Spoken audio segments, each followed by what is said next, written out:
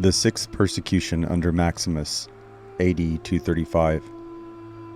AD 235 was in the time of Maximinus. In Cappadocia, the president Cerimanius did all he could to exterminate the Christians from that province.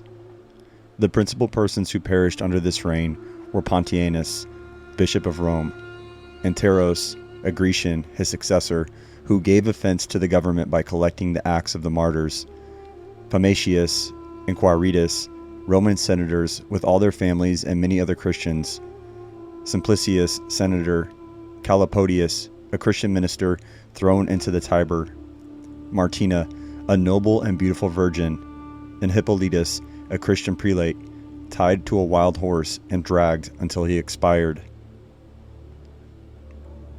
During this persecution raised by Maximinus, numberless Christians were slain without trial and buried indiscriminately in heaps, sometimes 50 or 60 being cast into a pit together without the least decency.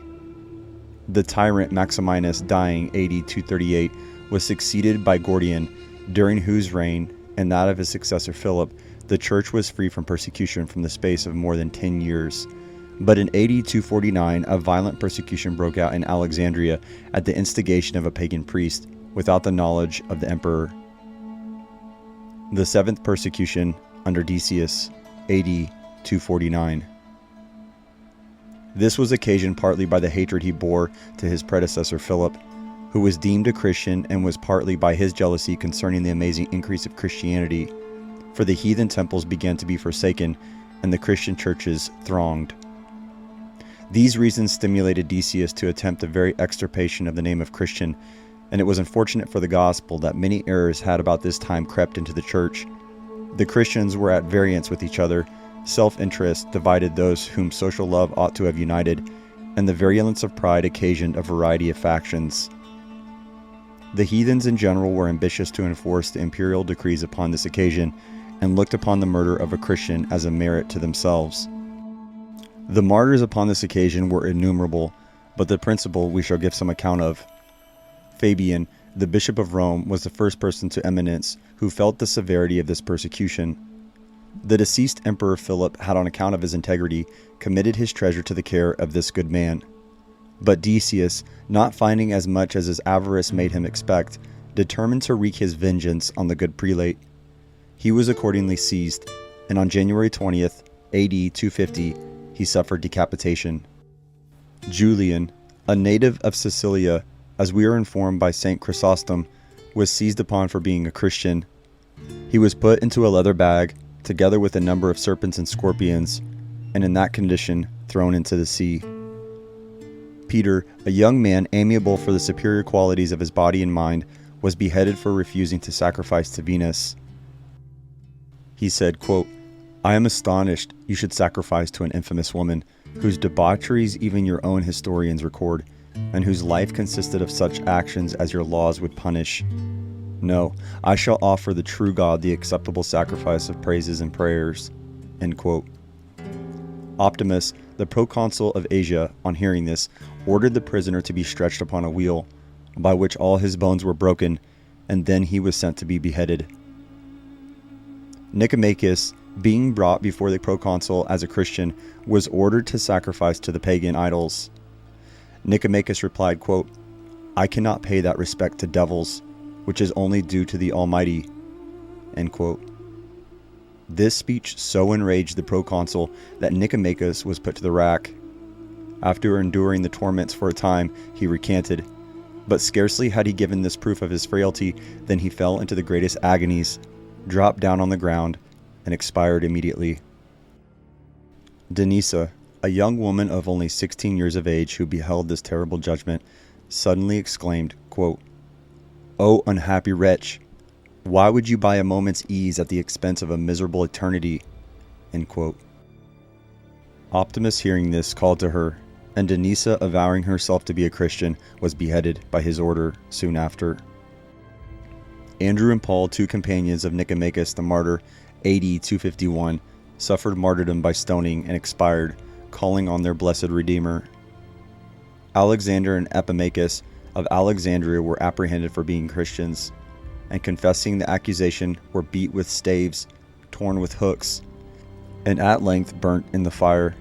And we are informed in a fragment preserved by Eusebius that 4 female martyrs suffered on the same day and at the same place, but not in the same manner, for these were beheaded.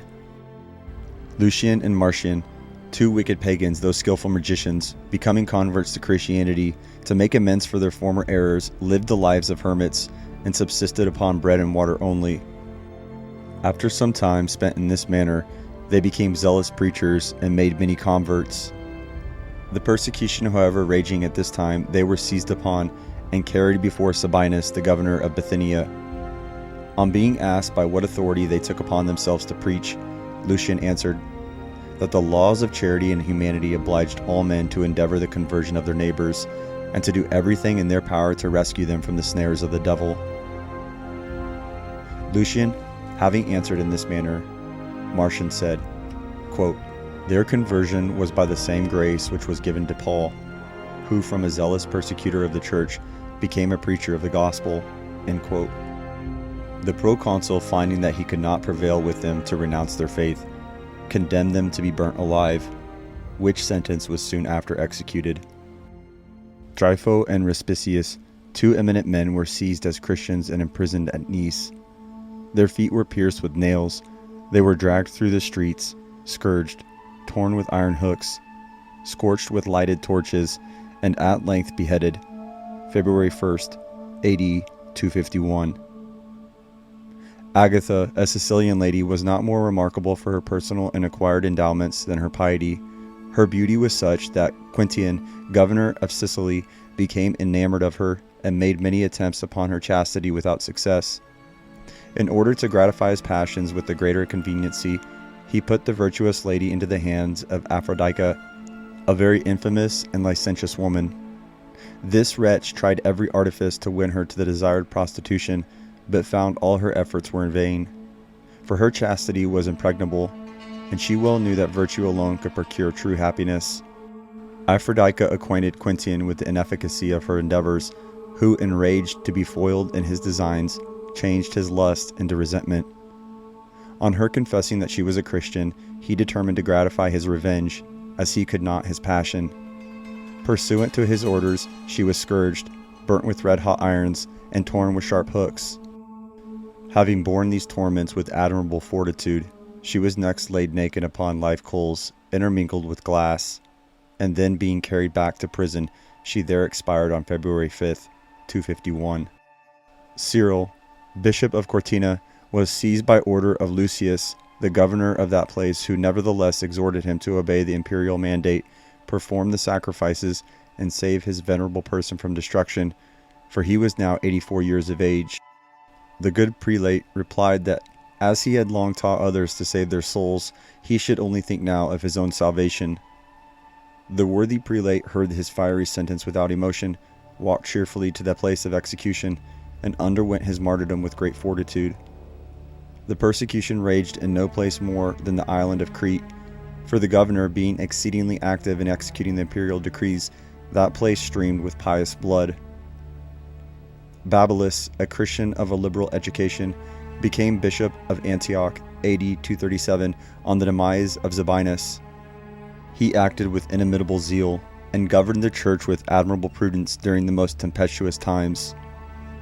The first misfortune that happened to Antioch during his mission was the siege of it by Sapor, king of Persia, who, having overrun all Syria, took and plundered the city among others, and used the Christian inhabitants with greater severity than the rest, but was soon totally defeated by Gordian. After Gordian's death and the reign of Decius, that emperor came to Antioch, where, having a desire to visit an assembly of Christians, Babylas opposed him and absolutely refused to let him come in. The emperor dissembled his anger at that time, but soon sending for the bishop, he sharply reproved him for his insolence, and then ordered him to sacrifice to the pagan deities as an expiation for his offense. This being refused, he was committed to prison, loaded with chains, treated with great severities, and then beheaded, together with 3 young men who had been his pupils. AD 251. Alexander, bishop of Jerusalem, about this time was cast into prison on account of his religion, where he died through the severity of his confinement. Julianus, an old man, lame with gout, and Cronian, another Christian, were bound on the backs of camels, severely scourged, and then thrown into a fire and consumed.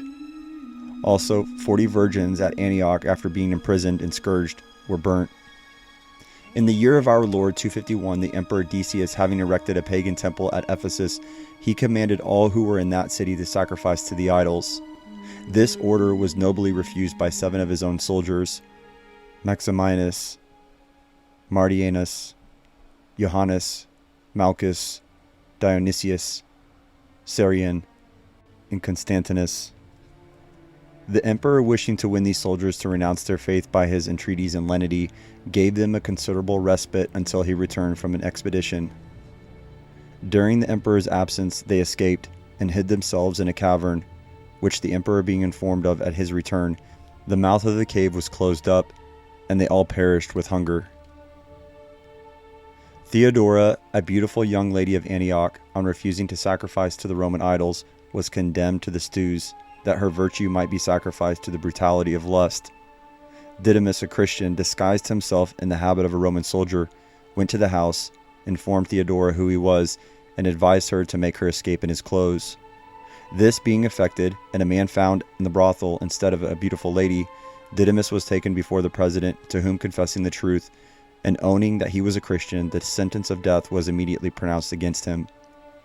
Theodora, hearing that her deliverer was likely to suffer, came to the judge, threw herself at his feet, and begged that the sentence might fall on her as the guilty person.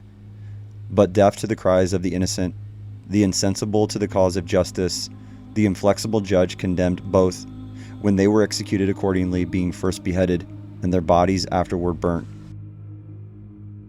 Secundianus, having been accused as a Christian, was conveyed to prison by some soldiers.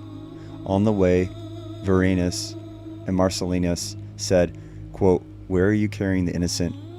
End quote. The interrogatory occasioned them to be seized, and all 3, after having been tortured, were hanged and decapitated.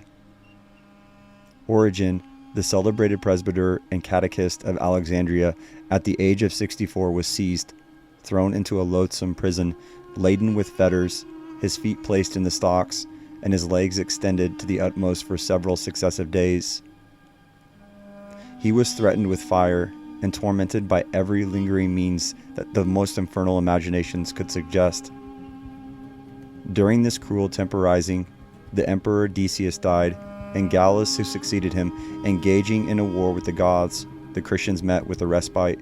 In this interim, Origen obtained his enlargement, and retiring to Tyre, he there remained until his death, which happened when he was in the 69th year of his age. Gallus the emperor having concluded his wars, a plague broke out in the empire.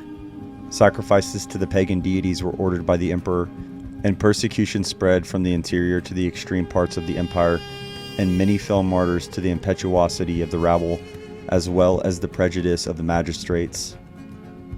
Among these were Cornelius, the Christian bishop of Rome, and Lucius, his successor, in 253.